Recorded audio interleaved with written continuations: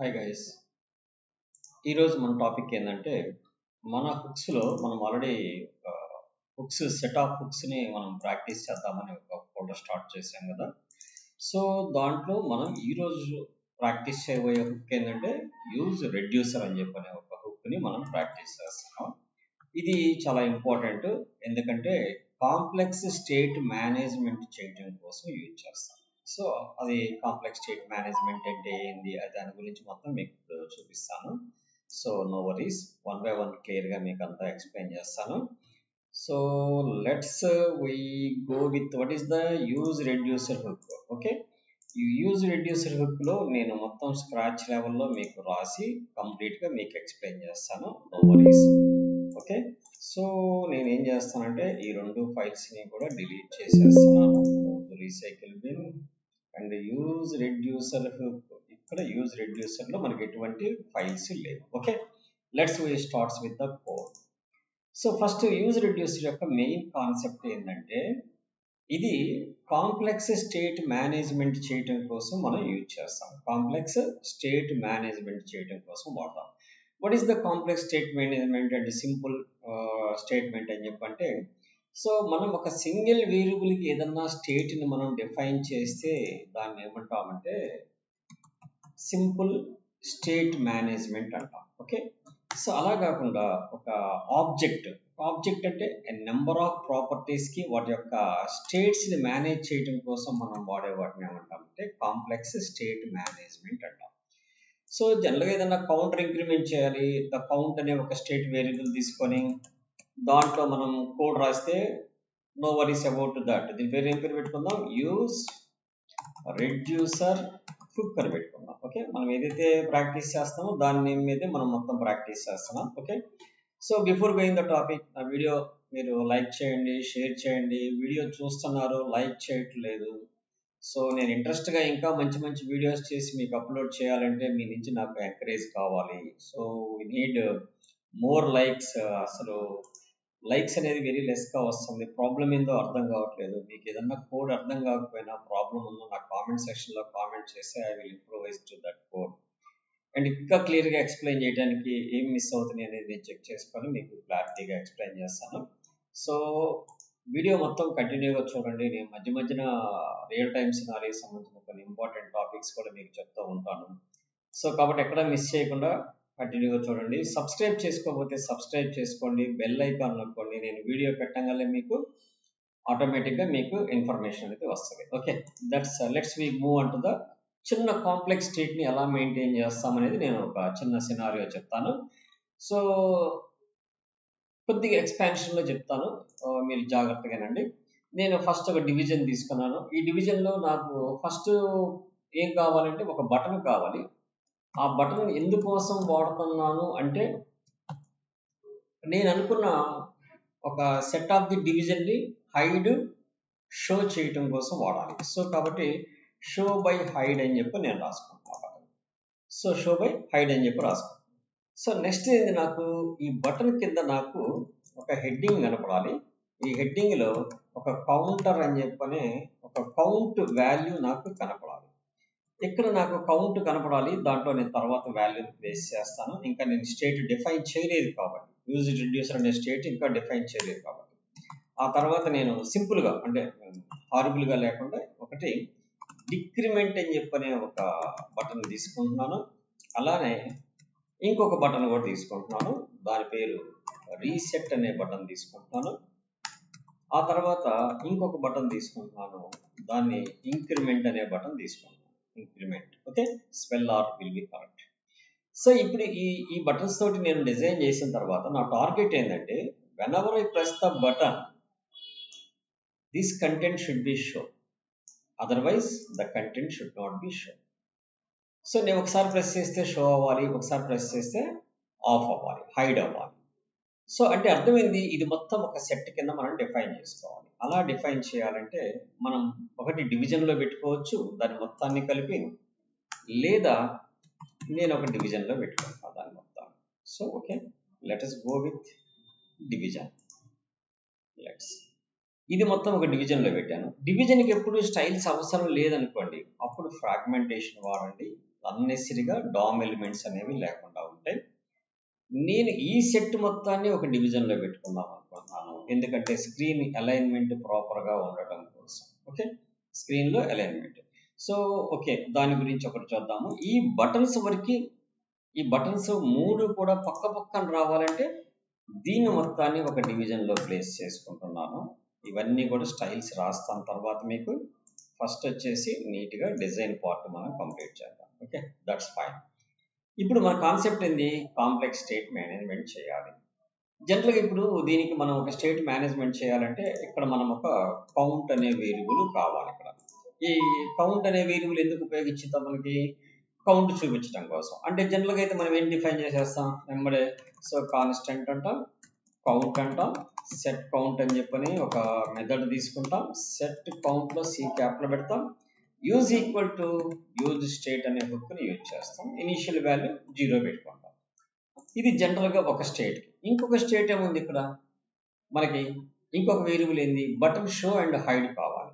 So దానికోసం నేను constant అని చెప్పి తీసుకుంటున్నాను, డిస్ప్లే అని చెప్పి తీసుకొని సెట్ డిస్ప్లే అని చెప్పని చెప్తున్నాను నేను. అయితే టాగల్ డిస్ప్లే అని చెప్పని రాసుకుంటాను. ఇక్కడ నేను ఏం చేయాల్సి వస్తుందంటే ఇక్కడ ఒక యూజ్ స్టేట్ తీసుకోవాల్సి వస్తుంది. 2 యూజ్ స్టేట్స్ తీసుకొని బై డిఫాల్ట్గా నేను ట్రూలో పెట్టి పంపిస్తున్నాను. ఇది జనరల్గా మనం రాసే కోడ్, 2 స్టేట్స్. ఓకే, ఇలా మనకు ఒక ప్రాజెక్ట్లో నెంబర్ ఆఫ్ స్టేట్స్ మేనేజ్ చేయాలంటే ఇన్ని పెట్టుకోకుండా మనం వీటన్నిటినీ కూడా ఈ కౌంట్ని, ఈ డిస్ప్లేని ఒక ఆబ్జెక్ట్ కింద ఒక రెడ్యూసర్లోకి మనం పంపించుకొని దాన్ని యూజ్ రెడ్యూసర్ అనే హుక్ ద్వారా మనం మెయింటైన్ చేస్తే దీన్ని సింపుల్ స్టేట్ మేనేజ్మెంట్ అంటాం. ఇలా కాకుండా మనం కాంప్లెక్స్ స్టేట్ మేనేజ్మెంట్ చేయాలంటే ఎలా చేస్తాము? సో ఫస్ట్ దీని ఎగ్జిక్యూషన్ చూపిస్తాను మీకు. ఇది ఇంతవరకు ఎగ్జిక్యూషన్ చూపించి తర్వాత మీకు కాంప్లెక్స్ మేనేజ్మెంట్ చూపిస్తాను. ఓకే, ఇక్కడ దీని వరకు ఎగ్జిక్యూషన్ రాయాలంటే మనం ఏం చేస్తాము? ఫస్ట్ ఆన్ క్లిక్ చేసుకుంటాం. ఓకే, ఆన్ క్లిక్ అనే తీసుకొని ఈ ఆన్ క్లిక్లో మనం ఏం చేస్తాము? ఆల్రెడీ మన దగ్గర ఏదైతే కౌంట్ అనే వాల్యూ ఉంటుందో ఆ కౌంట్ ప్లస్ డిక్రిమెంట్ కాబట్టి -1 అయిపోవాలి. ఏమవ్వాలి? -1 అవ్వాలి. ఇది ఇంకా ప్రాపర్గా ఎగ్జిక్యూట్ అవ్వాలంటే ప్రీవియస్ అని చెప్పని తీసుకోండి, అంటే ప్రీవియస్ స్టేట్ వాల్యూ. సో కాబట్టి ఇక్కడ ఏం చేస్తాము మనం? ప్రీవియస్ డాట్ కౌంట్, ప్రీవియస్లో మనకి ఒకటే వేరియబుల్ కాబట్టి జస్ట్ ప్రీవియస్ అని చెప్పని తీసుకొని ప్రీవియస్ -1 అని కొడితే ప్రీవియస్ స్టేట్లో ఏదైతే ఉంటుందో దాని యొక్క కౌంట్ ఇంక్రిమెంట్ అయింది. ఇదే ఆన్ క్లిక్ తీసుకోండి. Let us copy this. ఇంక్రిమెంట్కి రండి, పేస్ట్ చేసేసుకోండి. ఇంక్రిమెంట్లో పేస్ట్ చేసుకునేటప్పుడు ఇక్కడ ప్లస్ చేయండి. ప్రీవియస్ స్టేట్లో ఏదైతే ఉంటుందో అది ప్లస్ అయిపోతుంది. అలానే రీసెట్ చేసినప్పుడు కూడా ఇక్కడ పేస్ట్ చేసుకోండి. రీసెట్ చేసినప్పుడు ఏం జరగాలంటే మనకి 0 అయిపోవాలి. ఏమవ్వాలి? 0 అయిపోవాలి. సో కాబట్టి ప్రీవియస్ స్టేట్ అనేది మనం ఏమీ చేయక్కర్లేదు కాబట్టి you should return A 0. Update the 0. ఇక్కడ మనకి ఏదైతే మనం రాస్తున్నామో ఇక్కడ ప్రీవియస్ స్టేట్కి కలిపి రాస్తున్నామో ఇక్కడ వచ్చేసి మనం ఏం చేస్తున్నాం? It should B return A count. So previous అనేది కూడా మనకి స్టేట్ అనేది అవసరం లేదు, అది ఆటోమేటిక్గా ఇక్కడ మనం రాసేది ఏదైతే రాసామో దీని మొత్తాన్ని మనం ఆ స్టేట్ యొక్క వేరియబుల్ ఏంది? సెట్ కౌంట్ అనే దాంట్లో మనం రాయాలి. సెట్ కౌంట్, ఇక్కడ కూడా సెట్ కౌంట్లో 0 పెట్టేసుకుంటాం. సో ఓకే, లెట్స్ నెక్స్ట్ అయితే మనకి ఇప్పుడు ఇక్కడ కూడా సెట్ కౌంట్ రాసుకుంటాం. కౌంట్ని మనం అప్డేట్ చేస్తున్నాం కాబట్టి ఈ సెట్ కౌంట్ అనే మెథడ్ రాసేసుకుంటాం. సో ఇక్కడ రీసెట్ చేసాం. ఇక్కడ బటన్ దగ్గర ప్రాబ్లం వచ్చింది, అంటే అర్థమైంది ఇక్కడ ప్రీవియస్ స్టేట్ని మనం యూజ్ చేయలేదు. సో ప్రీవియస్ స్టేట్ అనేది మనకి దీనికి అవసరం లేదు, కాల్ బ్యాక్ వాల్యూ రాసుకుంటే చాలు. ఇక్కడెక్కడ మనం బ్రాకెట్ ఏదో మిస్ అయినట్టున్నాము. ఇది రౌండ్ బ్రాకెట్స్, ఈ బ్రాకెట్స్ నుంచి సెట్ కౌంట్ ఎగ్జిక్యూట్ అవుతుంది. పైన కూడా బ్రాకెట్స్ పర్ఫెక్ట్ గానే క్లోజ్ చేసాం. ఇక్కడ ఆన్ క్లిక్ దగ్గర స్పేస్ తేడా వచ్చింది, that's why it's an error. So ఇప్పుడు నేను ఓకే ఇది మొత్తం అయిపోయింది. షో హైడ్కి ఏం పెట్టాం? డిస్ప్లే అనేది పెట్టాం. Control C. ఈ సెక్షన్ మొత్తం నాకు ఎప్పుడు కనపడాలి? When the display is true అయినప్పుడు. అప్పుడు నేను ఏం చేస్తానంటే ఇక్కడ జావా స్క్రిప్ట్ పారామీటర్స్ వాడేటప్పుడు ఎప్పుడు కూడా ఆర్గ్యుమెంట్స్ మనం ఇలా వాడతాం. సో దీంట్లో నాకు ఈ సెట్ ఆఫ్ ది కోడ్ మొత్తం ఆ రిటర్న్లో రాసుకుంటాం, ఇక్కడ రాసేస్తాం. దట్స్ ఫైన్, అయిపోయింది. Format the document. సో ఇది సింపుల్ స్టేట్ మేనేజ్మెంట్ తోటి మనం రాసి, ఇప్పుడు షో అండ్ హైడ్ కూడా మనం ఆన్ క్లిక్ చేయాలి కదా, ఆన్ క్లిక్ అని చెప్పని రాసి on click is equal to so moustache brackets లో కాల్ బ్యాక్ ఫంక్షన్ రాసుకొని సెట్ టాగల్ అని చెప్పని పెట్టుకొని, సెట్ టాగల్ డిస్ప్లే అని చెప్పని ఒక ఫంక్షన్ కాల్ చేసుకొని, నాట్ డిస్ప్లే అంటే డిస్ప్లే ఏది ఉంటే దానికి రివర్స్ చెయ్యి అని చెప్పని అర్థం అనమాట. సో ఇక్కడ యారో ఫంక్షన్ పెట్టాలి, that's fine. This is the simple state management ఉపయోగించి మనం ఎలా వర్క్ చేస్తాం. దీన్ని మనం కాంప్లెక్స్ స్టేట్ మేనేజ్మెంట్ కింద ఎలా మారుస్తాం అనేది మీకు చూపిస్తాను. ఓకే, ఇప్పుడు మనం ఏం చేయాలి, npm start అని చెప్పి అనేది npm start. That's so okay. పోతే మనం ఇది స్టార్ట్ అయ్యేలోపు చిన్న టాపిక్ చెప్తాను.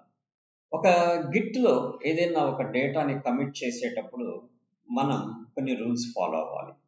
కమిట్ చేసేటప్పుడు ఎప్పుడు కూడా బిఫోర్ కమిట్ లింక్డ్ ఇష్యూస్ అన్ని కూడా ఫిక్స్ చేయాలి. ఇప్పుడు ఇంకా డిస్ప్లే రాలేదు, ఎందుకు రాలేదంటే మనం ఈ కాంపోనెంట్ని app.js లో ఇంపోర్ట్ చేసుకోలేదు. So okay, what is the use reducer hook అనే కాంపోనెంట్ ని మనం ఇంపోర్ట్ చేసేసుకున్నాం. Let's file format the document, let's open the screen. వచ్చేసింది. ఇక్కడ ఇంక్రిమెంట్ ఆబ్జెక్ట్ అని వస్తుంది, డిక్రిమెంట్ ఆబ్జెక్ట్ అని వస్తుంది. ఎందుకని వస్తుందో ఇక్కడ నేను చెప్తాను చూడండి.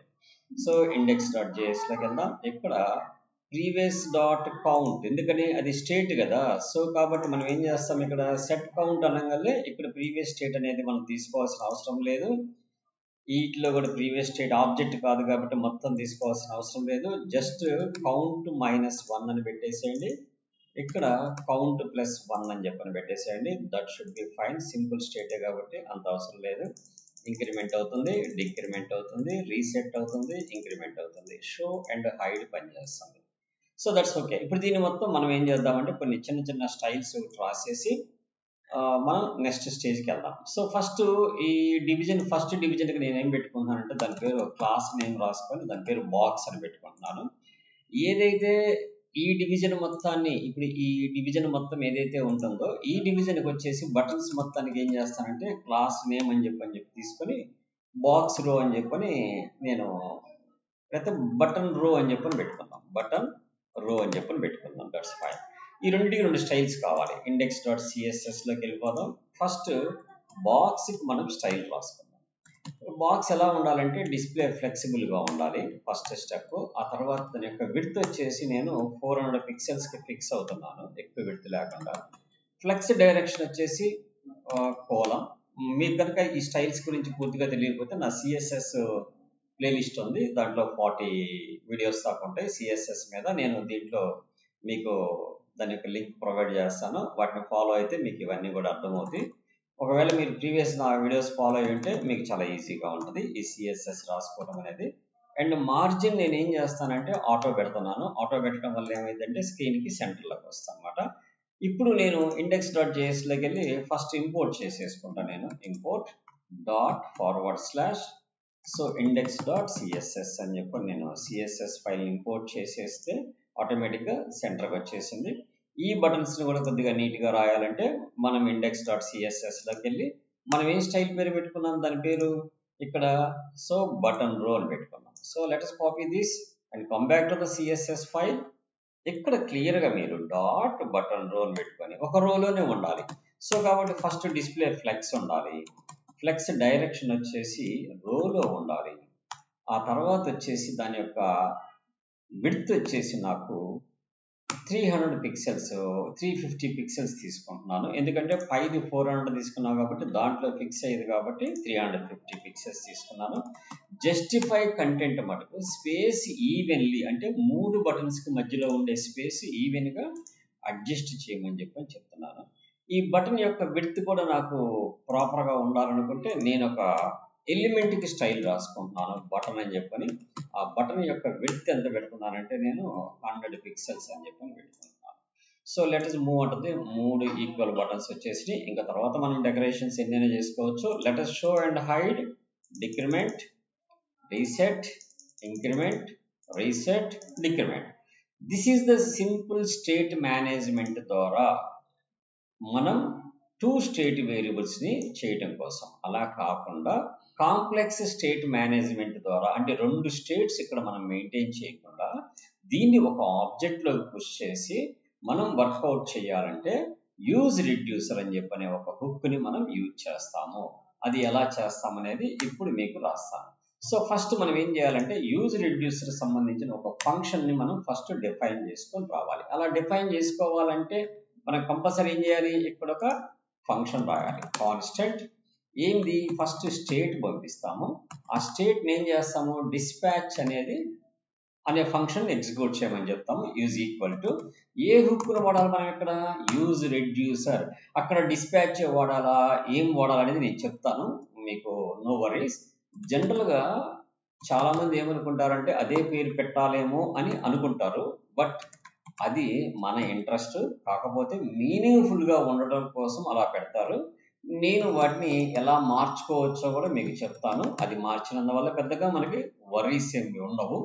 So that's. ఇప్పుడు నేను ఏం చేశాను, ఒక యూజ్ రెడ్యూసర్ అని చెప్పనే ఒక హుక్ను తీసుకొని ఈ 2 స్టేట్స్ బదులు, ఈ 2 స్టేట్స్ కామెంట్ చేశాను నేను, ఈ 2 స్టేట్స్ బదులు ఈ స్టేట్ అనే దాంట్లో ఒక ఆబ్జెక్ట్ని ప్లేస్ చేశా ఇనీషియల్గా. ఆ ఇనీషియల్గా ఆబ్జెక్ట్ యొక్క వాల్యూస్ ఏముంది, కౌంట్ 0 ఉంది, డిస్ప్లే ట్రూ ఉంది. ఈ రెడ్యూసర్ అనేది ఏంటి, ఫంక్షన్. ఎప్పుడైతే ఈ డిస్పాచ్ అనేది మనం వాడతామో ఆటోమేటిక్గా ఈ రెడ్యూసర్ అనే ఫంక్షన్ ఎగ్జిక్యూట్ అయింది. ఆ రెడ్యూసర్ అనే ఫంక్షన్లోకి మనం ఏం చేస్తామంటే యాక్షన్ పంపించుకుంటాం. బేస్డ్ ఆన్ ద యాక్షన్ బట్టి దాని యొక్క స్టేట్ని అప్డేట్ చేస్తూ ఉంటాం అన్నమాట. అయితే ఇప్పుడు మనం ఎప్పుడైతే ఈ స్టేట్లో పెట్టేసామో ఇక్కడ ఈ వేరియబుల్స్ అన్ని కూడా స్టేట్ డాట్ కౌంట్ అని కాల్ చేయాలి.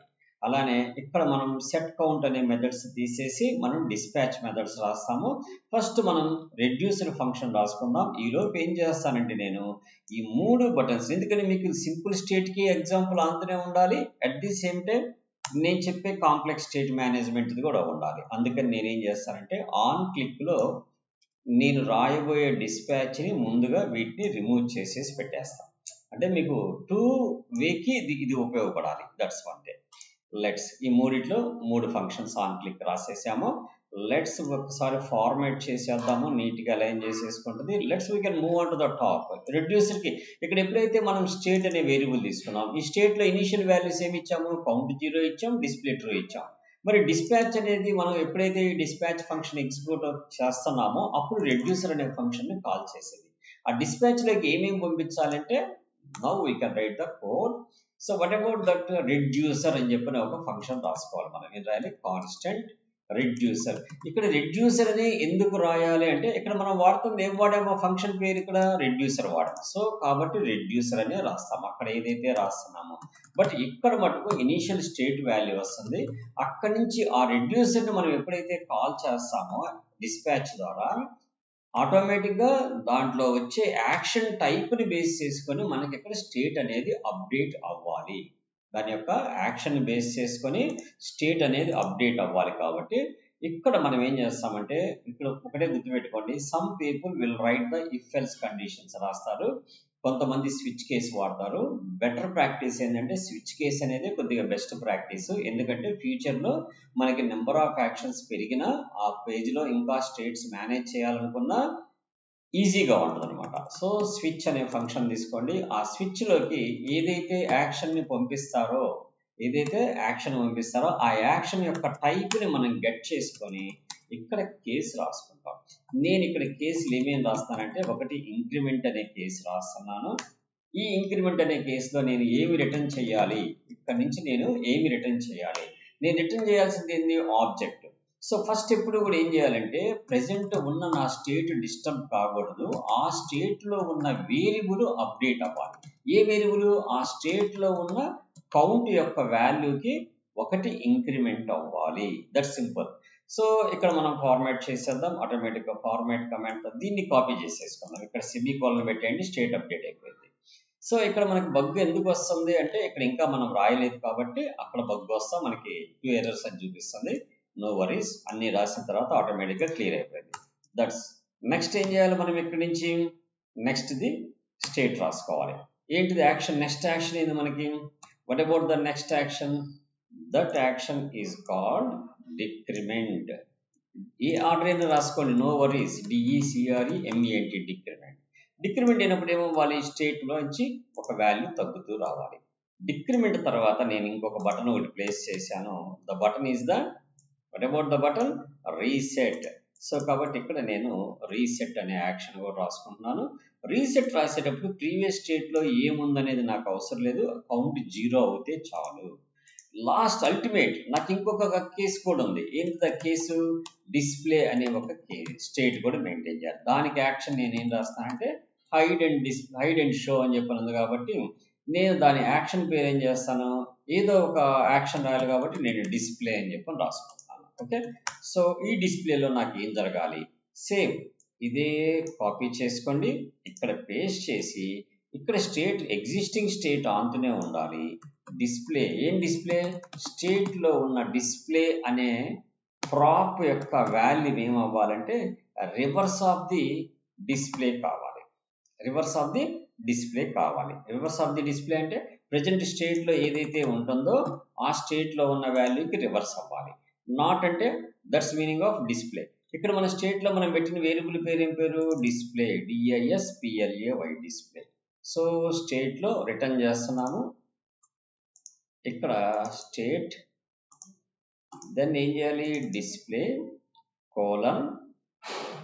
కోలన్ చేయాలంటే ఏం చేయాలి? స్టేట్ ఓన్లీ డిస్ప్లే, ఇక్కడ కామా పెట్టాలి మనం. No need of to that. Yes, just display not equal to state display. స్టేట్లో ఉన్న డిస్ప్లేని రివర్స్ చేయమని అర్థం. మరి ఇవి ఏమీ కానీ యాక్షన్ ఏదన్నా బై డిఫాల్ట్గా మనం పంపిస్తే అది ఎటువంటి డిస్టర్బెన్స్ జరగకుండా రిటర్న్ ద స్టేట్ అనేది డైరెక్ట్గా రిటర్న్ అయిపోవాలి. RETURN, return the state. So now మనం ఇప్పుడు ఏం చేయొచ్చు? బాగా గుర్తుపెట్టుకోండి, ఈ స్టేట్లో ఇది ఇనీషియల్ వాల్యూ, ఈ స్టేట్లో ఇది ఒక ఇనీషియల్ ఆబ్జెక్ట్. ఈ స్టేట్లో ఏది అప్డేట్ చేయాలన్నా state.count, state.display అనేది మనం అప్డేట్ చేయాలి. ఇప్పుడు ఇక్కడ మనం రాసేటప్పుడు బటన్ క్లిక్ చేసినప్పుడు డిస్ప్లే అనేది తెలియదు దానికి, state.display అంటేనే తెలిసింది. ఎందుకని? ఆ స్టేట్ అనే దాంట్లో ఉన్న డిస్ప్లే అనే మెంబర్ అనమాట. అలానే state.count అంటాం. ఇప్పుడు మనం డిస్పాచ్కి ఫంక్షన్ రాసుకుంటాం. ఇప్పుడు ఏం చేయాలి? ఆ బటన్ క్లిక్ చేసినప్పుడు మనకి డిస్పాచ్ అవ్వాలి.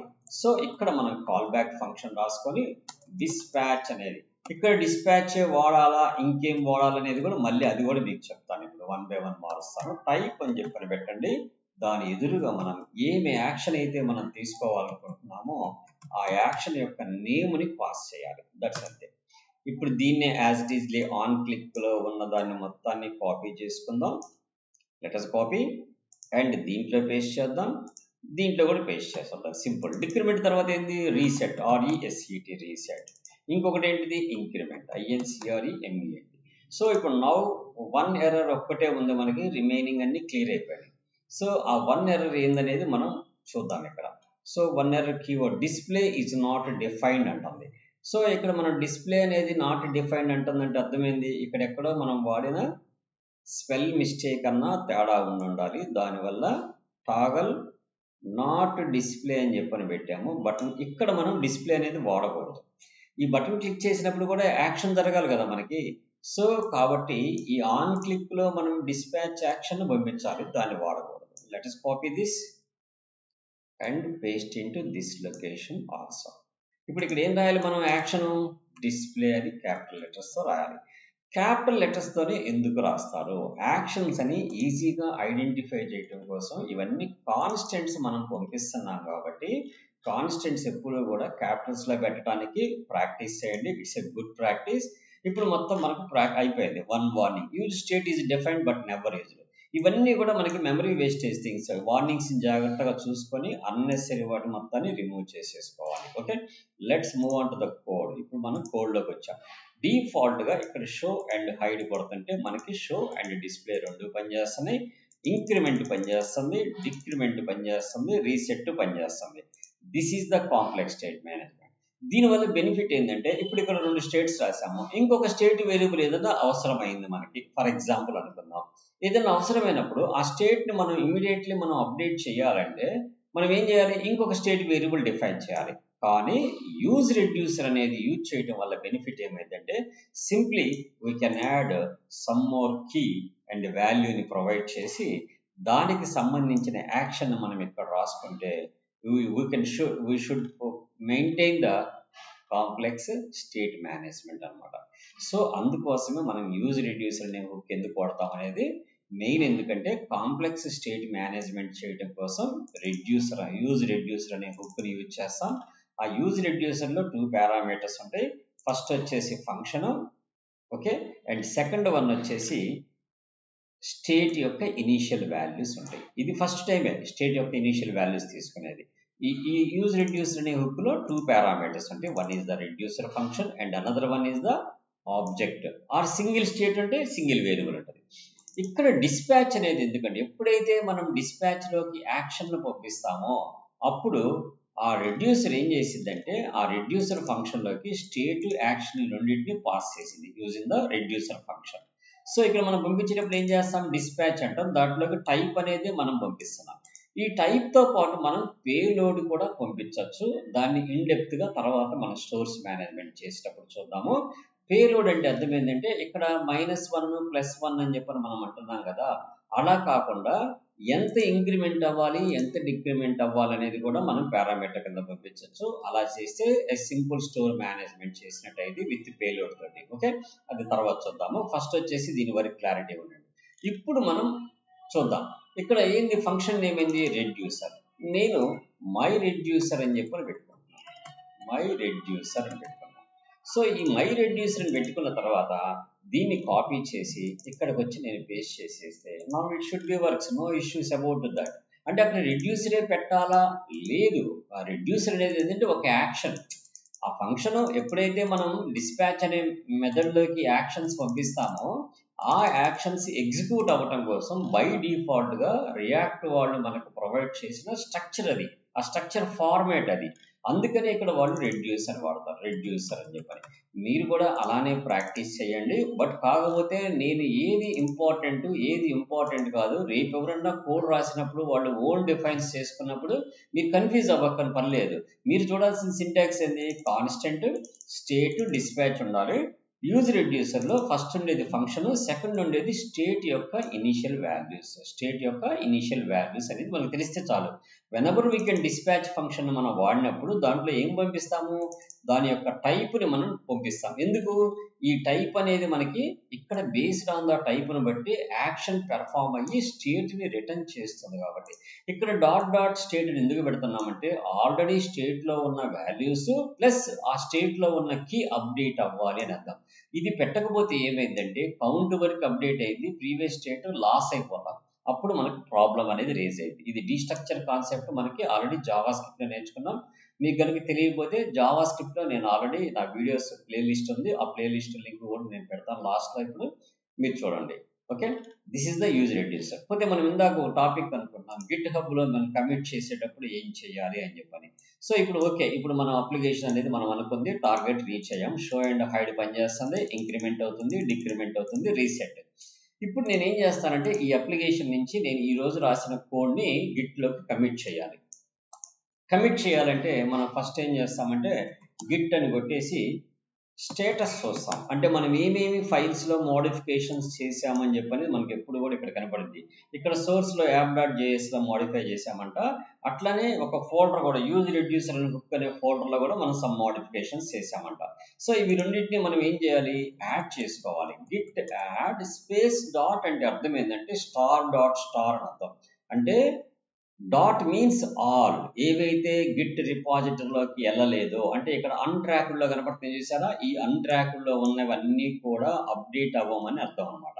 ఓకే, ఇప్పుడు యాడ్ అని ఎంటర్ కొట్టంగల్లే మనకి ఇవి లోకల్ రిపాజిటరీలోకి, సెంట్రల్ రిపాజిటరీలోకి వెళ్ళవు, అప్పుడే లోకల్ రిపాజిటరీలోకి వెళ్తాయి. అవి వెళ్ళినాయా లేదా చూసుకోవాలంటే గిట్ స్టేటస్ అనే కమాండ్ వాడండి. ఆటోమేటిక్ గా ఏ ఫైల్స్ లోకల్ స్టేజ్ లోకి యాడ్ అయినవి అనేది మీకు కనపడుతుంది. ఇప్పుడు మనం ఏం చేస్తామంటే గిట్ కమిట్ చేస్తాం. లోకల్ స్టేజ్ లోనే పర్మనెంట్ గా స్టోర్ అయితే కమిట్ చేసేటప్పుడు -m అనేది ఎందుకు వాడతామంటే మెసేజ్ కోసం వాడతాం. మనం -m అనేది ఎందుకు వాడతాం, మెసేజ్ కోసం వాడతాం. ఈ మెసేజ్ ఏం చేసింది, ఇక్కడ మనం రాసేది ఎందుకోసం, ఇది ఏ పని మీద చేసామని తెలియటం కోసం అన్నమాట. నేను ఇక్కడ యూజ్ రెడ్యూసర్ అనే హుక్ సంబంధించిన కోడ్ రాశాను కాబట్టి దాంట్లో యూజ్ రెడ్యూసర్. ఈ మెసేజ్ పెట్టేటప్పుడు మీరు ఒక పాయింట్ గుర్తుపెట్టుకోండి, జనరల్గా ప్రాజెక్ట్స్ చేసేటప్పుడు ఏదన్నా ఒక ఫ్యూచర్ యాడ్ చేస్తే ఫ్యూచర్ బై దాని పేరు యూజ్ రెడ్యూసర్ అని చెప్పని రాస్తారు. దాని గురించి కామెంట్ ఏమన్నా రాయాలంటే కోలన్ పెట్టి ఒక స్పేస్ ఇచ్చి దాని గురించి రాస్తారు. ఓకే, ఇంప్లిమెంటెడ్ యూజ్ రెడ్యూసర్ అని చెప్పని. అయితే ఇది రాసేటప్పుడు మీరు గుర్తుపెట్టుకోవాల్సింది ఏంటంటే we cannot reach more than 72 characters. అంతకంటే ఎక్కువ పెడితే గిట్లో ప్రాబ్లమ్స్ రైజ్ అవుతాయి అనమాట. అందువల్ల ఎప్పుడు కూడా 72 క్యారెక్టర్స్ కంటే లెంత్ ఎక్కువ ఉండకుండా ఉండడానికి చూసుకోండి. బగ్స్ కి ఫిక్స్ చేసేటప్పుడేమో బగ్ అంటాం, అక్కడ ఫియట్ బదులు. ఫియట్ అంటే అర్థం ఏంటంటే ఫ్యూచర్, బగ్ అయితే బగ్ అని పెడతాము. అలానే రిలీజెస్ లో చేసేటప్పుడైతే రిలీజ్ బై దాని యొక్క బ్రాంచ్ నేమ్ ఏదైతే ఉంటుందో ఆ బ్రాంచ్ నేమ్ని మనం స్పెసిఫై చేస్తాం అనమాట. సో నేను ప్రజెంట్ ఇక్కడ ఓన్లీ యూజ్ రెడ్యూసర్ హుక్ని మనం లోకల్గా కాబట్టి నేను యూజ్ రెడ్యూసర్ అని చెప్పని పెట్టేసి ఐఫన్ నో అండ్ వెరిఫై అని ఎందుకు రాస్తామంటే నేను ప్రజెంట్ దీనిలో లింట్ కాన్ఫిగరేషన్ చేయలేదు. లింట్ కాన్ఫిగరేషన్ చేయనప్పుడు నేను లింట్ ఫిక్స్లు చేయలేను. కాబట్టి అవి ఏదన్నా బగ్స్ లింట్ ఇష్యూస్ ఏమైనా ఉంటే వాటిని ఒమిట్ చేసుకొని ముందుకు వెళ్ళిపోవాలంటే ఐఫన్ నో వెరిఫై అని చెప్పని కొట్టి ఎంటర్ కీ కొడితే ఆటోమేటిక్గా కమిట్ అయిపోయింది. ఇప్పుడు 3 ఫైల్స్ కమిట్మెంట్ అయిపోతాయి లోకల్కి. ఇప్పుడు మనం సెంట్రల్ రిపాజిటరీకి పంపించాలి. సెంట్రల్ రిపాజిటరీ అంటే ఏంది, నా యొక్క గిట్ హబ్ యొక్క అకౌంట్లోకి పంపించాలి. అప్పుడు మనం గిట్ పుష్ అని చెప్పని కొడితే ఆటోమేటిక్గా these 2 files should be updated on the central repository. This is the నా గిట్ హబ్ యొక్క లింక్. ఈ లింక్ నేను డిస్క్రిప్షన్లో ఆల్రెడీ ప్రీవియస్ వీడియోస్లో కూడా పెట్టాను. సో ఈ వీడియోలు కూడా పెడతాను మీకు. దాని నుంచి మీరు డౌన్లోడ్ చేసుకొని ప్రాక్టీస్ చేయొచ్చు. సో నా వీడియో నచ్చినట్టయితే లైక్ చేయండి, షేర్ చేయండి. ఏదన్నా ప్రాబ్లం ఉంటే కామెంట్ చేయండి. ప్రాబ్లం రిజాల్వ్ చేయడం దయచేసి లైక్ చేయడం, షేర్ చేయడం, సబ్స్క్రైబ్ చేసుకోవడం మర్చిపోవద్దు. బెల్ ఐకాన్ కూడా నొక్కండి. నేను న్యూ వీడియోస్ పెట్టినప్పుడల్లా మీకు అప్డేట్స్ వస్తూ ఉంటాయి. Okay, bye.